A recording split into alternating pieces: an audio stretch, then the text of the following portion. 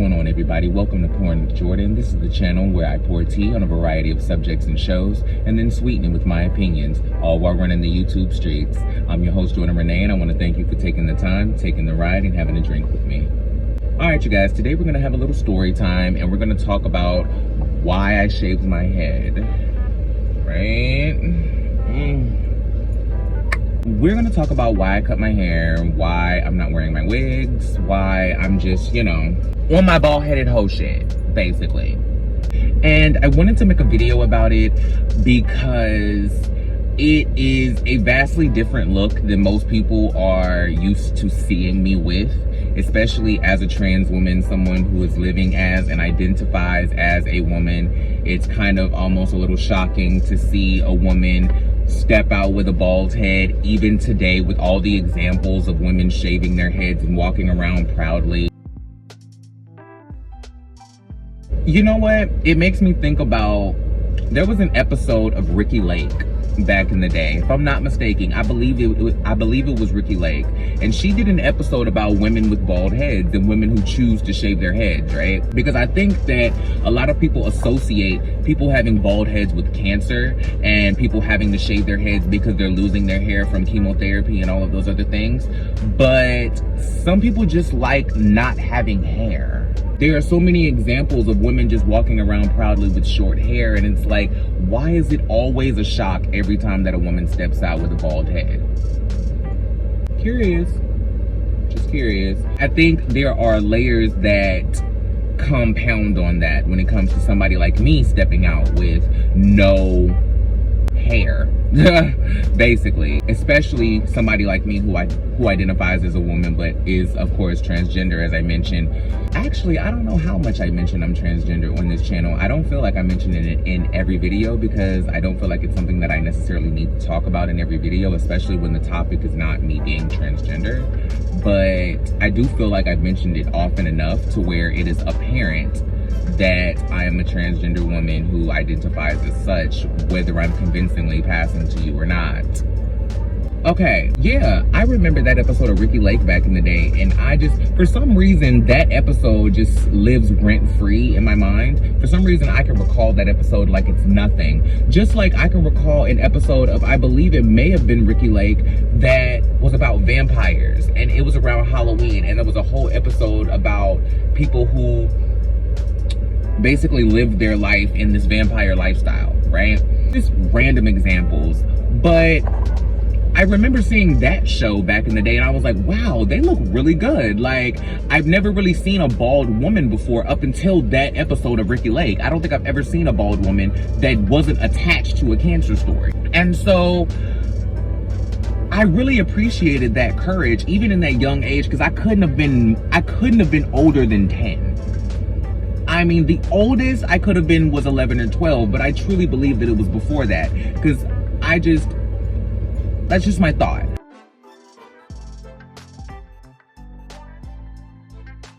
But anyway, I appreciated the courage that those women had to step outside of societal norms of what people thought was a regular presentation for a woman to present herself in, right?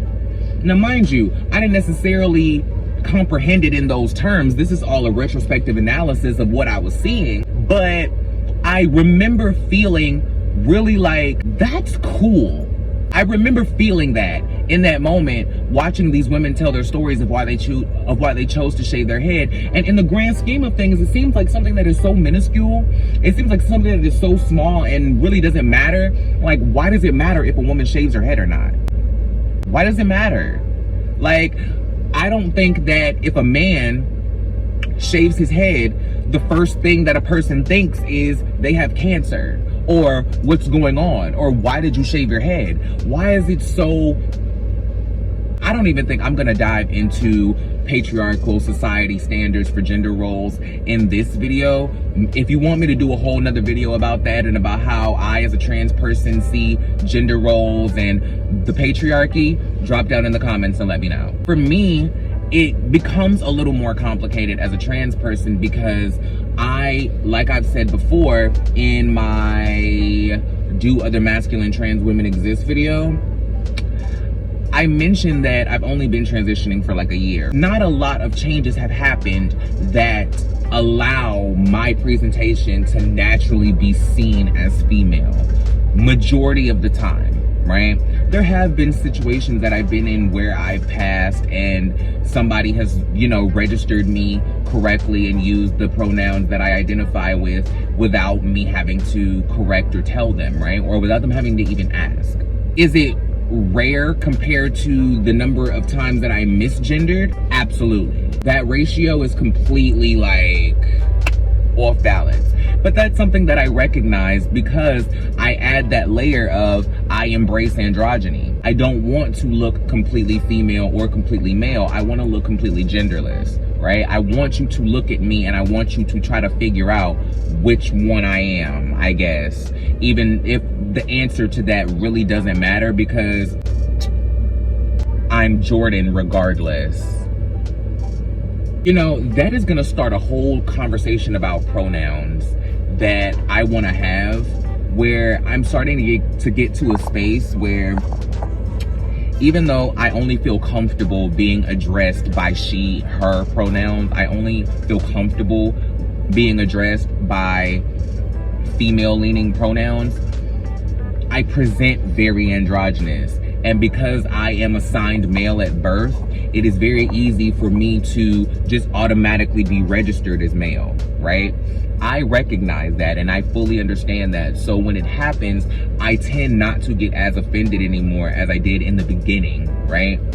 But that all comes with adjusting the hormones, finding realization of self, and really doing the work to understand who you are before you step out into the world. Because I think that that's something that every trans person needs to do before they even start their transition. Do you know what I mean? Once you have that realization, because I believe that every trans person, I know that I did specifically, there was a point where I knew that I was not going to be any happier in my life if I was continuing to identify and live as the person who I was living as for the past 27, 28 years at that point. Because mind you, I go through several iterations of myself. I reinvent myself. I change my look. I change up my style. And I've never categorized myself as masculine or feminine. I've always kind of registered myself as androgynous, whether I was doing it consciously or not. You know what I mean? Even when I never thought about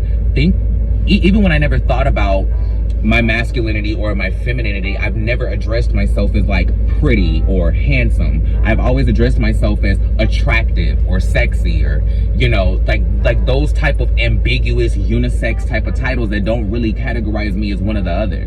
Do you know what I mean? But in saying all of that, the reason why I cut my hair is just because I needed to start over. I needed a change. I needed something fresh. And I just wanted to, you guys hear those things about how when women go through things, they change their hair. Most of the time it's after a big breakup. A woman will do something dramatically different to her hair. Listen, full disclosure, I'm going through a lot right now, right? I'm having a lot of emotional, instability right now. And this is the only thing that I have to keep me going. But when I'm not filming, there's a lot of things that I am processing and that I'm carrying, okay? And I don't want to come on YouTube and lay my burdens onto you, which is why I don't come onto YouTube and do emotional videos anymore. If you want to see some of that work, go and check out my old channel. But I don't want to come on and, lay my burdens on you guys. Do you get what I'm saying? While I want to be a vessel for you guys to pour into, that's another reason why I named the channel Pouring with Jordan. It's not just, pouring tea, but I also want to pour into you guys, and I want you guys to pour into me as well. But that's not what I made this channel for. I wanted to have fun. I did this because I wanted to do something different with the way that I create my art, because a lot of the way that I express myself creatively is based in not necessarily political agenda, but advocacy. A lot of the ways that I create and a lot of the ways that I create my art is based around advocacy and speaking out about social issues that I am either a part of or that I see as an issue. That's one of the things that really took a toll on me when I was doing my podcast and when I was doing my old YouTube channel that eventually became my podcast. It was that I was hyperextending myself, not just to the issues that I was subjected to as a person, but I would also talk about things that I just had a problem with. These issues wouldn't necessarily be plaguing me as a person, but I see an issue and I speak about it, and I want to know, how can I relate to you and how can I understand, and is there anything that I can do to further push the narrative of this being a problem? I say all of that to say, I came on here to have fun, right? I wanted to talk about housewives. I wanted to talk about TV shows. I wanted to talk about fun stuff. I wanted to talk about just any and everything that I found interesting and fun and light and exciting, and just have just general, real kiki conversation. It's really what it is. I just want to have kiki conversation and have a good time, and I want to enjoy YouTube. Do you know what I'm saying? And Up and Adam Live really helped me figure out that I could do that. Going on Hot Messy Topics with him and Jason and Kempire and all the people that I've met along the way from Hot Messy Topics have shown me that I can truly enjoy doing YouTube again. And I can enjoy talking about social justice and enjoy speaking about oppression. Well, not enjoy speaking about oppression, but speak about oppression on my channel and not let it overconsume me or weigh me down. Do you get what I'm saying? I'm going to talk about all of those things. Now, bringing all of that back to my scalp, it's another way for me to push myself to love myself unabashedly, right? The reason why I shaved my head the first time I shaved my head was because I really just wanted to do something different than I've ever done. I had never shaved my head before, like, by choice, basically. And I wanted to kind of just challenge myself to love myself in every form that I could come in, right?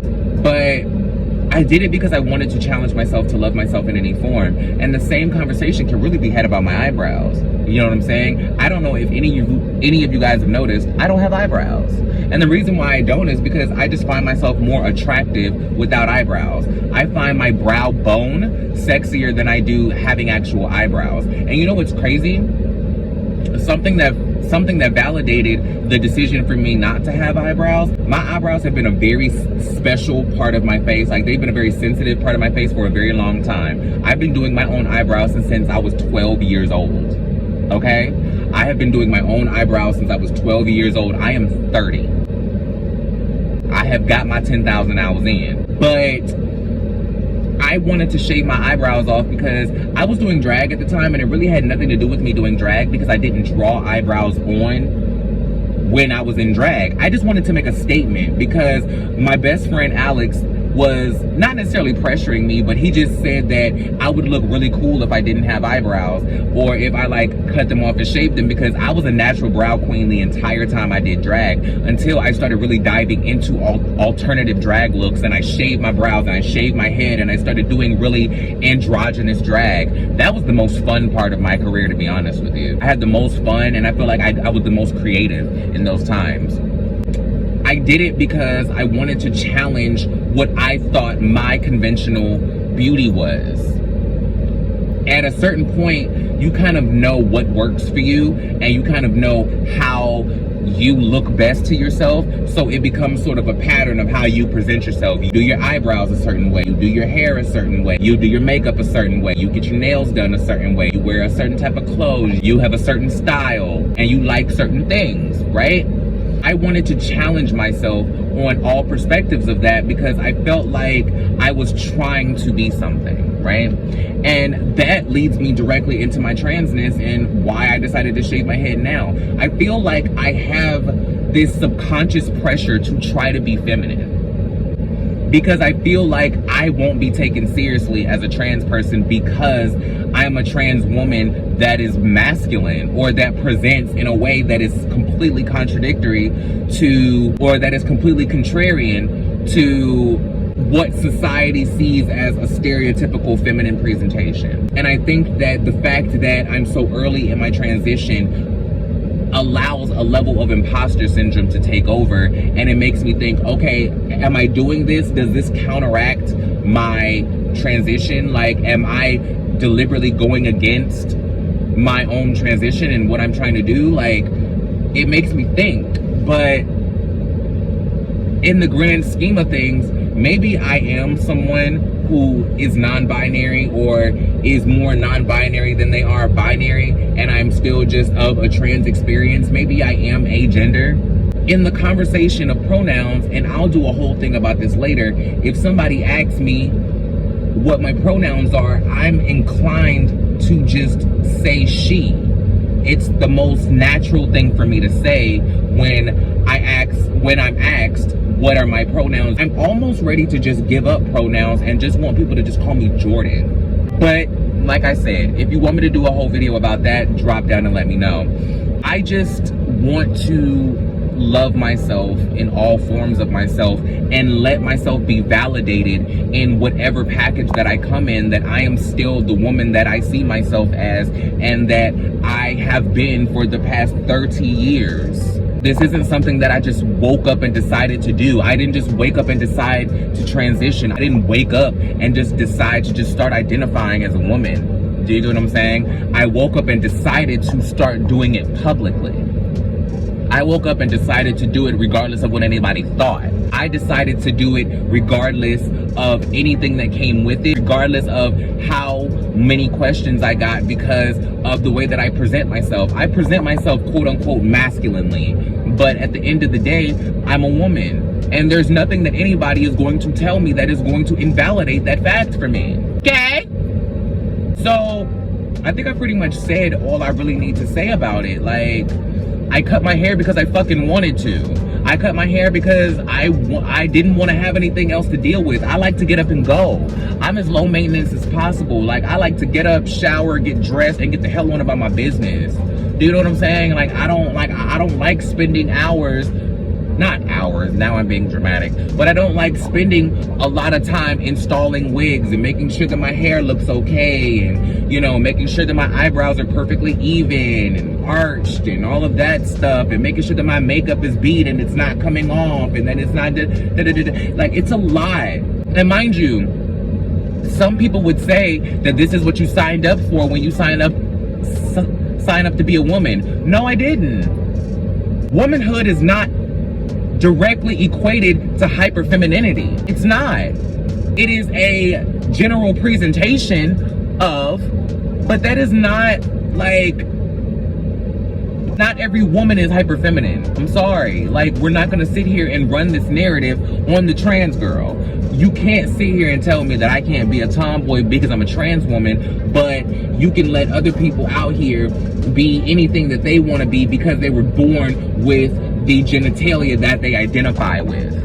Like, y'all not ready for that conversation. But I think that I've kind of made the point. If you feel like you got a real understanding of why I am a trans woman who, based on subconscious stereotypical realization of presentation, looks like a man to you, drop down and let me know. If I am running all of this rhetoric out of just sheer delusion, let me know that too. If you guys don't see any of the things that I see, let me know. I'm all for an unpopular opinion. As you guys know, I love Teddy Mellencamp, so, and don't even get in my comments talking about All In. It sounds shady as hell.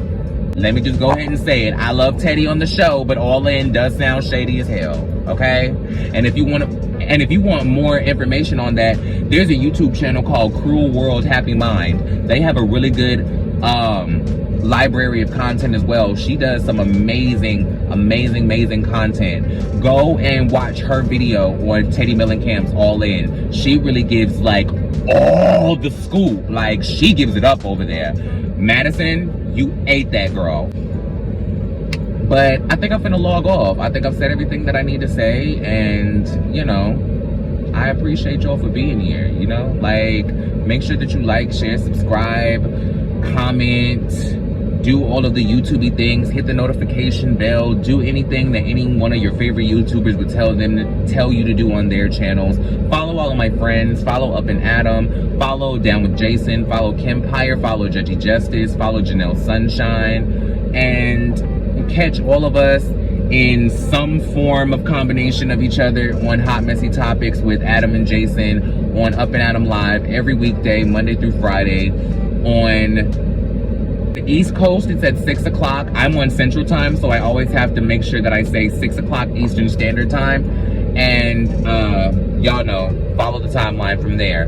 But thank y'all so much. I appreciate it. Let me know if me pouring the tea on my bald-headed hoe shit was entertaining for you, and let me know if my opinion sweetened the hell out of it for you. I appreciate you guys taking the time, taking the ride, and having a drink with me. And on that note, I'll holler at y'all in the next one. Peace.